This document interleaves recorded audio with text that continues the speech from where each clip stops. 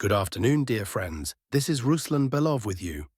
So, friends, today we will try to analyze all, or almost all, sections of the front with you. Before we begin, I would sincerely like to ask you to subscribe to the channel. Your subscription helps the channel grow. I thank everyone who has subscribed. The front is in motion, and on every section, except one, the initiative lies with the Russian army. Let's start with this exception. We have been analyzing the Belgorod front section in detail for several days now. Today I will briefly describe the situation. Attacks from the Armed Forces of Ukraine, AFU, continue. Their successes are minimal, but they do exist. For example, the day before yesterday, they took control of 2 square kilometers. Yesterday, it was this area near Demidovka, covering about 1.5 square kilometers. As you can see, overall, the defense here is holding up against the attacks. So far, the AFU has not been able to enter any village, neither Demidovka, nor Grokhovka, nor Prylesye. At the same time, the count of destroyed equipment has already reached dozens. But so far, all the AFU has managed to achieve is about 9 square kilometers of fields and forest plantations over 4 days of offensive. Is this a success? The answer, I think, is actually obvious. It's unlikely that 9 square kilometers in 4 days can be called a success. The only concerning moment is yesterday's advance here, bypassing the village. It's quite possible that a situation could arise where Demidovka ends up semi-encircled, and then the defenders would have to retreat to avoid being surrounded. Well, for now, that hasn't happened, and we'll keep observing the situation together. All the details and video footage, including prisoners, casualties, and even, female assault troops from the AFU who are also being thrown into assaults, I publish on my Telegram channel. So go ahead, subscribe, and you'll be able to see these exclusive clips there. The link to my Telegram channel is in the description. Go ahead, subscribe. Let's move on. The Kursk front has stabilized. There's no movement here. Everyone is holding their positions. In the Sumy region, the battle for Basovka continues, plus American cartographers have finally acknowledged the advance of the Russian army near the village of Zhuravka. Well, that's actually all for now, without any major progress. Now let's move on to the main sections of the front. Let's start with the Zaporizhia region. The main battles here are currently taking place along the line of villages located along the highway. These are Stepov, Mali Sherbaki, and simply Sherbaki. Plus, there has been a confirmed entry into the village of Lobkov. Here's where it's located. Moreover, I'll say this. There have been reports that the AFU have retreated from the village altogether. The data hasn't been verified yet, but honestly, it wouldn't surprise me. The village is located in a lowland, so defending it is extremely inconvenient and difficult, and a withdrawal from the village would be a logical step. As for the advance along the line further up, the goal of this entire offensive is not the city of Orikhiv, as some military experts claim, because moving towards it would be suicidal for the Russian army. Look, here to the east, and consequently to the west of Orikhiv, a line, or rather lines of defense have been built. These are concrete fortifications, bunkers, minefields, and so on. To reach Orikhiv, you'd need to lose at least several brigades storming these fortifications. No, the goal here is to move north. Like this, towards Zarekhnoye and Kamyshevaka. Here, yes, there are also several lines of defense, but they are not as solid. And by breaking through them, you'd emerge onto a 10-kilometer open space.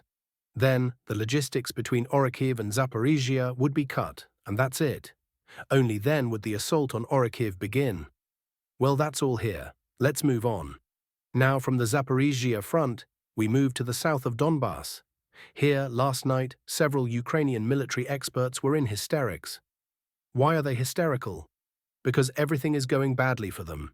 Here, in general, first of all their attempts to dislodge Russian troops from Novoselka have been unsuccessful. The village remains under the control of the Russian army. Moreover, there has already been movement south from it to link up with positions in the Ravnopol area. Well, that is, to secure the flanks and clear out this pocket. Additionally, fighting continues in Volnoy Pole, and the armed forces of Ukraine are unable to hold the village. Or rather, they are not holding it for now, but according to reports from the same Ukrainian military experts, the advantage here is entirely with the Russian army. both in drones, artillery, and fiber optic drones. That's why they've started preparing the ground for an imminent withdrawal. Plus, fighting has also begun for Veseloye. And all of this, by the way, is part of a single operation. An operation to break through the last line of defense which lies beyond Shevchenko. And it runs like this. That is, beyond Shevchenko, then like this, and then descending in front of Veseloye. Moreover, the defensive line is very, let's say, formidable. There are trenches, dragon's teeth, and a continuous line of strongpoints united into a single system. That's why there's hysteria in Ukrainian chats right now. Because if Veseloye is taken, that's it. There will be a breakthrough into the rear of this defensive line, meaning it won't even need to be stormed head-on. So, at the moment, there's a fierce battle going on here. The AFU are pulling in reserves, trying to stop the advance of the Vostok grouping.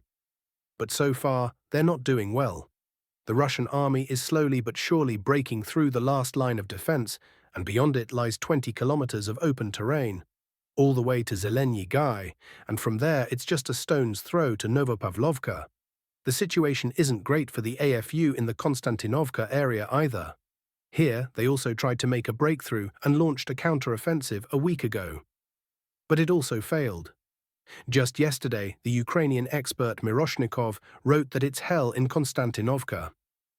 And you know, he wasn't lying. For the AFU, it really is hell there. They keep pushing counterattacks, pushing and dying in droves. Their main goal, to retake the village or at least significantly push back Russian positions, has not been achieved. On the contrary, movement has already begun along the highway toward Bogatyr. At the same time, there's movement from Andreevka to Alexeyevka, although there, you know, it's not just movement anymore. They've already reached the outskirts of Alexeyevka, and fighting for the village has begun. Although American cartographers haven't reflected this on the maps yet. Plus, as you can see, the village of Razliv is almost completely semi-encircled.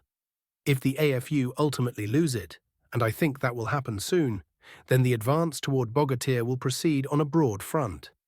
And it's important to understand that Bogatyr and Alexeyevka are the last two major villages separating Russian troops from the Dnipropetrovsk region in this sector.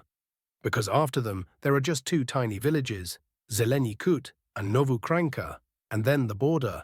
That's why there's such hysteria on the other side. So let's move on. There's not much more to say here for now. The AFU have pulled an entire brigade here to prevent Russian troops from reaching the border with the Dnipropetrovsk region. Although on some sections there are only 6 kilometers left to the border. But for now, the AFU are managing to hold back the pressure.